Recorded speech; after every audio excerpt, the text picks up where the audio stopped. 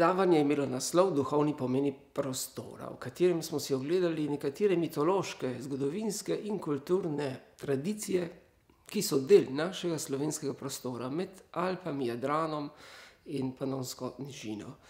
V čem je problem in v čem je posebnost našega časa in slovenstva v dobi, ki jo živimo? Živimo jo pravzaprav, kakor vse druge moderne družbe, v neki horizontali, v neki paradigmi, kjer so vse vrline postavljene na isto raven. Vse dobrine, od najbolj preprostih, materialnih, do najvišjih, kot so jezik, narodnost in človekova vera. Vendar kljub vsemu izobilju, ki ga sodobni človek ima ga vsaj na razpolago, ostaja večinoma nezadovoljen. Zakaj? Zato, ker sodobni človek prav tako kot vedno, kot v vseh časih in v vseh prostorih, išče nekaj presežnega, nekaj, kar presega preprosto, banalno vsakodnevnost, ki se iztroši in mine s vsakim trenutkom spotoma.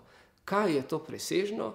K temu nas napeljujejo zgodovinska izročila, človekova vera, umetnost, vse, kar je lepo, kar stremi k dobremu in kar človekovo eksistenco presega, kar jo odpira k neskončnosti, k nečemu absolutnemu. Človek to sluti, človek ima do tega dostop, vendar je razpršen v horizontali, velikokrat slep in gluh.